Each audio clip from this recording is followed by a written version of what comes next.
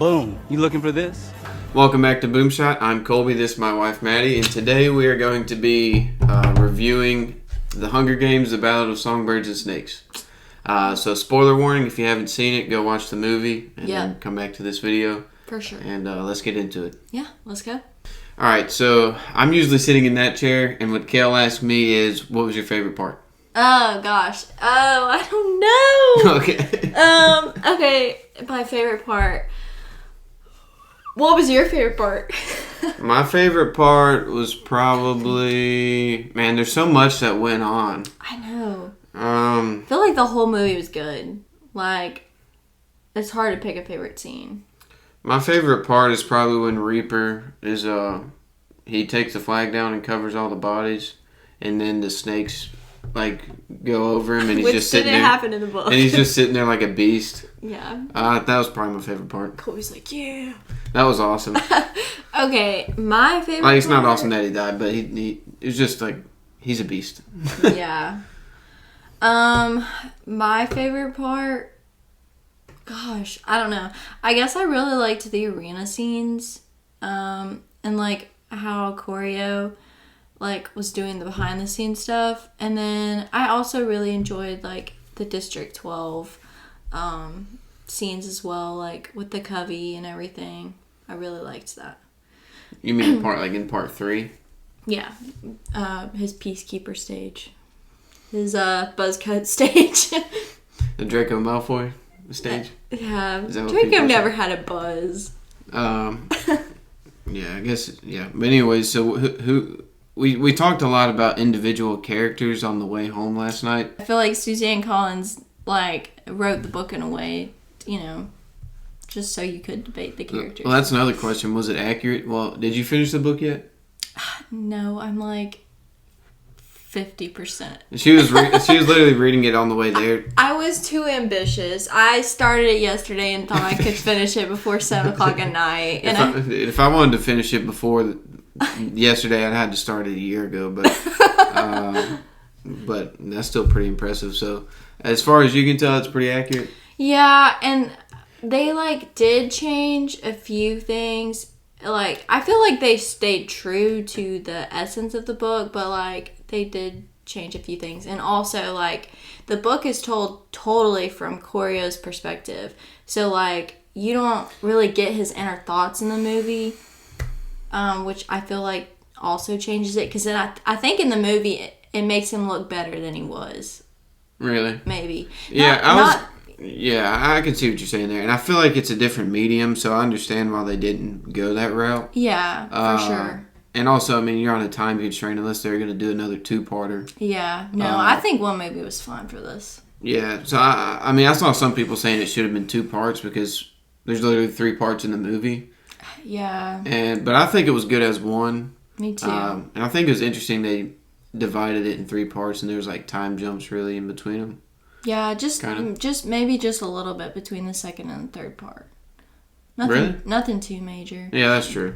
Yeah, the last scene though was like a year later. But I think that was he had like hair. He had more hair. So back to the characters. Who would you say was your favorite character? Oh my gosh. I don't know. Tigress, that's my girl. I feel really bad for her because we know what ends up happening to her, like in Mockingjay. So is Snow the one that does that to her? Yeah. Which hurts. That makes it so painful. Like, Did she say that in the movie?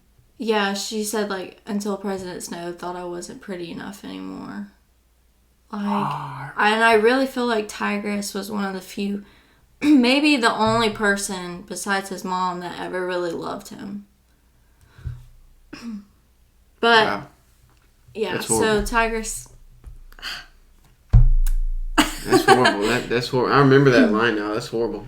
Is your favorite character Sejanus? Probably Sejanus. I feel like he was probably the most North Star. Had the best morals in the movie. Because there's a lot of... I feel like everybody else in the movie, besides Tigress, was pretty much a gray character. Yeah. Which is interesting. I mean, Dean Highbottom, Snow. Yeah, High Bottom. I felt kind Lucy of bad for Gray. him at the end, but I would consider him Gray still. But to me, Sejanus really he tried his best and he wanted to do what he thought was right. Yeah, and see, like, I agree with you, but also, I don't know. This is where our whole debate came from. Like, he was saying that Sejanus was a North Star, but to me, he's like a picture of idealism. Like, he wanted to do the right thing, but there were multiple instances, like in the books, where he's like, no, I'm not going to do that, but he ends up doing it. So I think that he was like too idealistic in a way. Well, as far as the movie, I haven't read the book. Sorry. As far as the movie, I think I mean, I don't know what else he could have done. I mean, you're saying what we're talking about is that he didn't execute what he wanted to do, the plans he had to do the right thing. Yeah, I was saying like Sejanus had the right morals, but like poor execution of them. Snow didn't really have morals and just had great execution with everything that he did. Like, he was very confident in like what he was doing, like a master manipulator, really. Yeah, but I just think Sejanus did his best, and he died a tragic death. Okay. And yes. that really pushed. I'd say it's like the second to last thing that pushed Snow over the edge, because that was really like like that. He killed his. At least Sejanus thought it was his best friend. Yeah, and that's what Snow referred him to as well. And like, he didn't want Sejanus to die, but he had already done. Well, he was looking out for himself. Yeah, that's why he got the recording, because he wanted to go back to the capital. Yeah, and I think that's why like him and Lucy Gray, like, I do think that he loved her, but like you said, I think the person that he loved the most was himself. For sure. Yeah, I mean, and his family name. So we can get into that. That's really the whole debate, is like, if Lucy hadn't have left in the woods first, would they have ended up together? Would they have actually left together, and Snow wouldn't have killed her? I think Snow would have gone with her, but like, they would have never worked out anyways. Yeah, I don't think so either. Because at the end of the day, I think Snow was looking for a way back to the capital.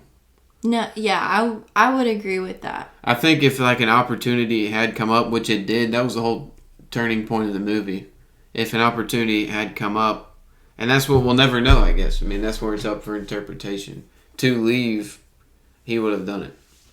But also, you read it differently, as he was going out on the boat to drop the guns and leave that life behind. He had his fishing pole too.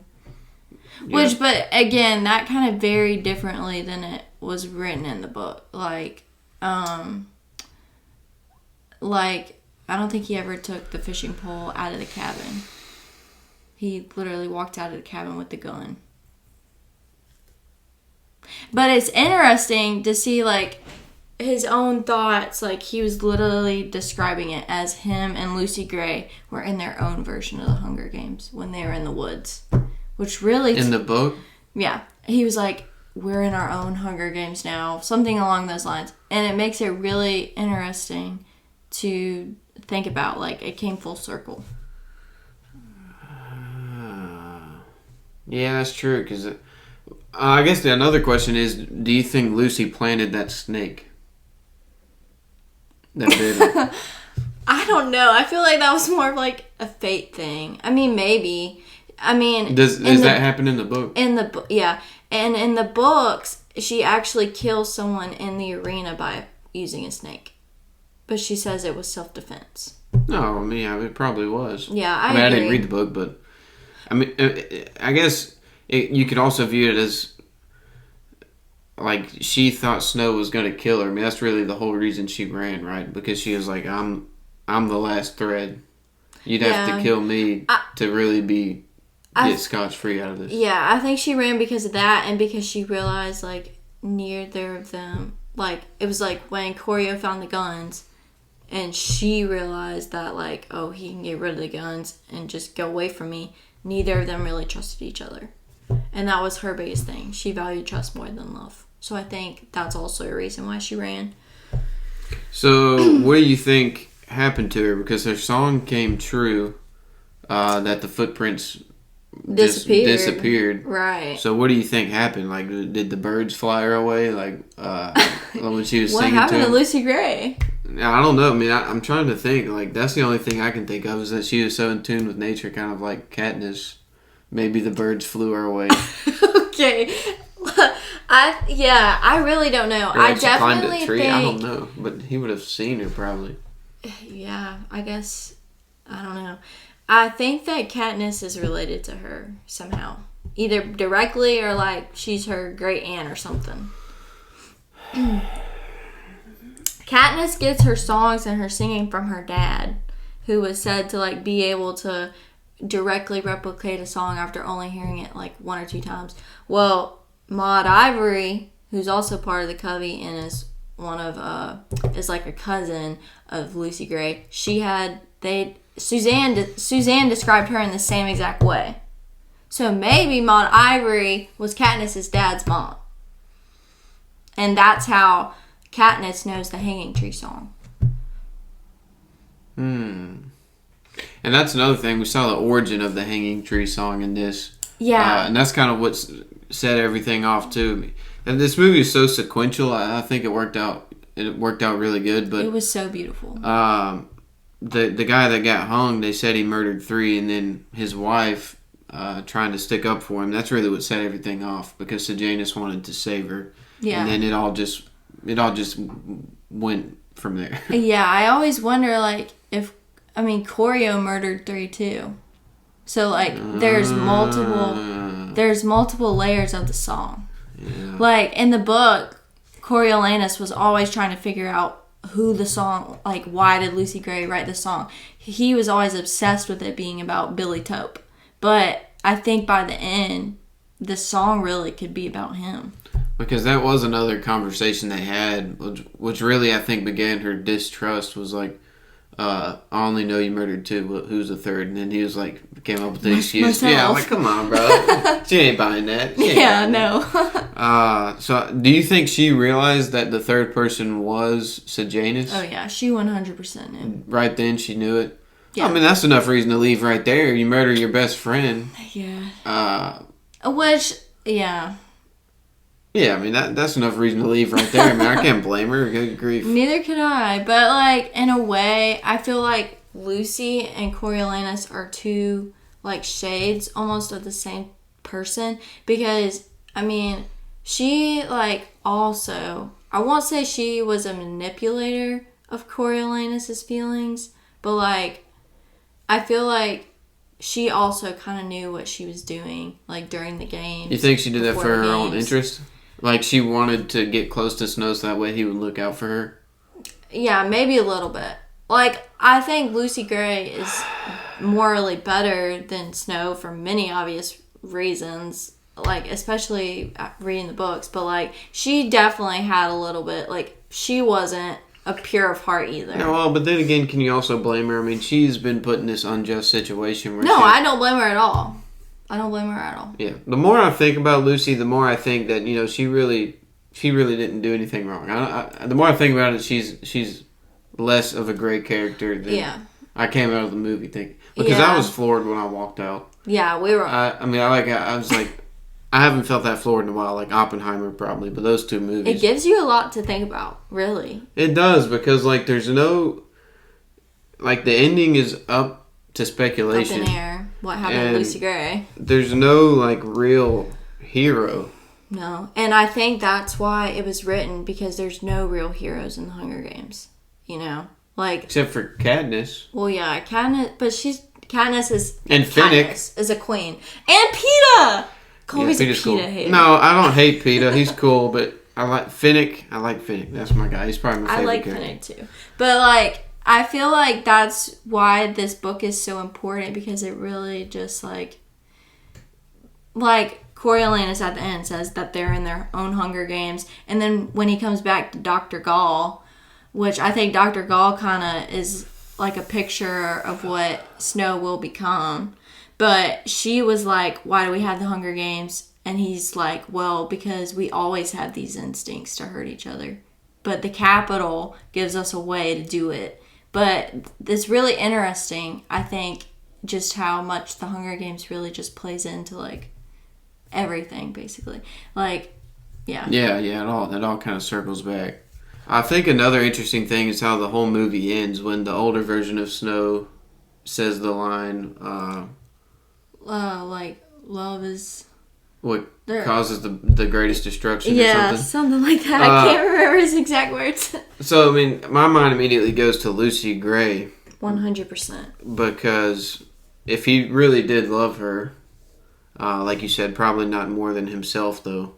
And she hadn't have run off, and he would went with her. How different would have Pan Am have been? I mean, it's interesting to think about. Yeah, very interesting. And the Hunger Games could have died off. Like, this wasn't as really, like, a big deal as it was in the books, but, like, Coriolanus is the one who started the betting and being able to send in the drones for your tributes, like, getting sponsors. He's the one who kind of, like, just started all that. And the reason is because, like, during the 10th Hunger Games, no one was watching it. It was unpopular. Like, totally different from what we... Shoot, man, I wouldn't watch it either. Like, yeah. I don't... Yeah. Like, totally different, though, from what we see during Katniss and Peeta's Hunger Games. Oh, that's because he had 50 years to keep making it more vile and vile, I guess. Yeah. But, yeah, I mean, I think they did sit on that a little bit in the movie when he had to write the paper. And that was another crazy part. With the snakes? Yeah. I think it was cool how it all came full circle because he learned that and then he helped cheat and they foreshadowed the cheating. Highbottom did. So I think the whole thing was just beautifully done. I 100% agree. So beautiful. But also it's just like kind of bleak. Yeah. I guess it's just the human condition. Really. Oh, man. Like, at least it's bleak, but we know what happens later. You know? Yeah, but after 50, isn't it like 50 years straight? Because aren't they on the 75? Yeah, 65 years. Yeah. I mean, that's just horrible. Yeah, it is. And I guess it really just shows you, like, it doesn't take that long for people to forget, like, because by the 75th Hunger Games, they're totally, like, celebrating it. Like, at least in the capital. Even the districts? Well, like, the higher up districts, like the 1 and 2, you know. But, and, you know, they're chanting, hunger, hunger, you know. I don't know. It's just really interesting to think about. And it is interesting, but, like, I don't understand, like, especially, like, the higher number districts, they probably never really watched it, I would think. Like, are you talking about 11 and 12? Yeah, because they all kind of, like, knew each other. Districts. Oh, I said higher number. Oh, higher number. Okay. Yeah, sorry. That's kind of confusing. But, yeah, I mean, like, they kind of all knew each other, it seems like.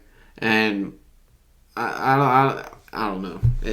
Yeah, and they didn't have TVs. Like, so they really couldn't watch the Hunger Games. Yeah, that's what I'm wondering. I guess the numbers were down in the Capitol. Like, does the Capitol have a lot of residents? Yeah. But, like... Because that's really who the Hunger Games are for. Even... Well, no, they're for the districts. But even in the Capitol... like, as a viewing... Yeah. For people to view, it's really just for the Capitol. Because they're the only ones that don't put anybody in. Yeah, because the districts are the ones who... I mean, if you have to go to reaping every year in any of the 12 districts... I mean, I feel like none of those people are going to support it. Because...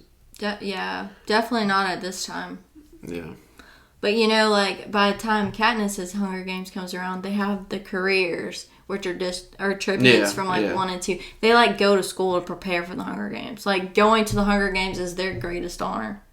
And, like, by Katniss's Hunger Games, the winner of the Hunger Games gets, like, a house. They get money. Okay, but when Lucy Gray won, she got nothing. You know? Which is also interesting to think about. Yeah, so they didn't have any benefits at that time? No. And, yeah, like, it's... The only reason she even came out alive was because of Highbottom, right? Highbottom didn't kill her. He got her out of there and gave her a little bit of money. Yeah, he felt bad. Yeah, that was another cool twist at the end, I think, because we learned he invented it, and then he was like singling out Snow. So you think he's kind of like the antagonist. Like this dude invented the Hunger Games, and then you learn that he did it as a joke, and Snow's dad ran with it, and he like felt horrible about it all these years, and that's why he was trying to take down his son. So that, but that's what's so bad is that his son continues the legacy and makes it even worse. And when Tiger says, "You look just like your father, Coriolanus." That line hit. Yeah. Because earlier in the movie, she was like, "You don't have to be your like dad. him. You're not him." Yeah. You know. Yeah, really interesting stuff to ponder about. And I loved how they kind of did different world building in this Hunger Games because, like, if you notice, like, their clothing, even in the Capitol, is not as outrageous as it is during the original Hunger Games. Like, it looks like they could be from, like, the 30s, the 40s, the 50s, to a certain extent. Like, their clothes are pretty normal. The Capitol still looks like, it has skyscrapers. Like, similar to our society now, if you notice. It's just really, it's really cool. And, like, the districts that, like, District 12, they still have, like, accents. Like, Southern accents, And we know that they're really based on the Appalachian region in the South, which is cool to think about, too. Like, I feel like it was really cool to see the different world in this one. Yeah, I agreed. So here's a question to kind of round things off.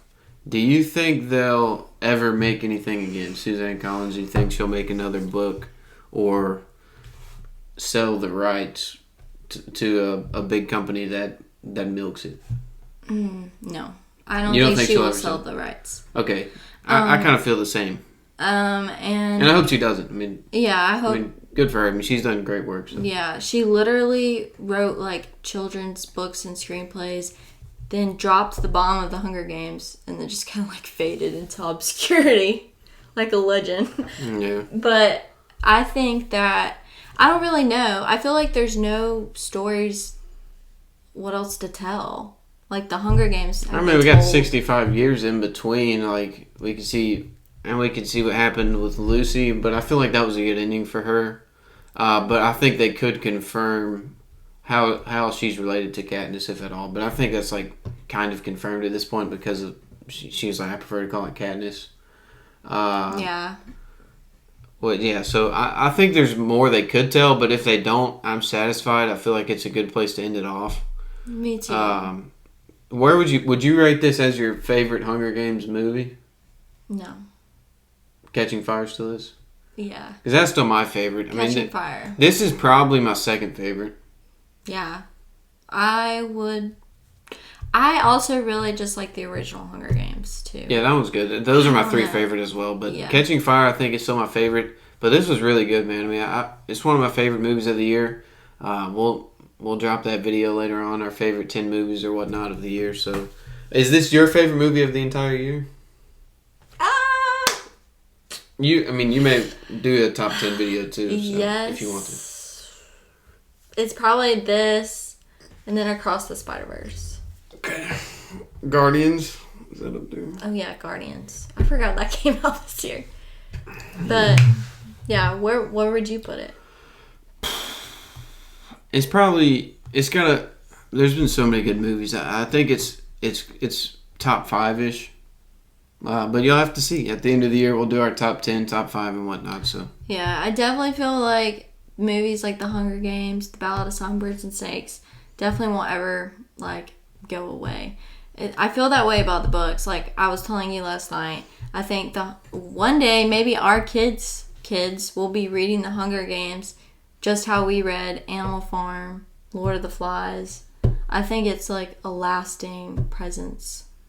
That's my take. I mean, it's really something to think about in reference to our world as well. So for sure. But yeah, I think that's a good way to end it off. Do you have any final thoughts? Nope. Just I have like.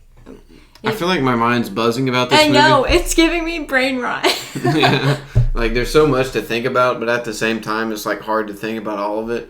So New rock stars, if you're watching this, I would enjoy a breakdown. But just read the book. yeah, that's true. So thank you guys for watching. We'll see you in the next one.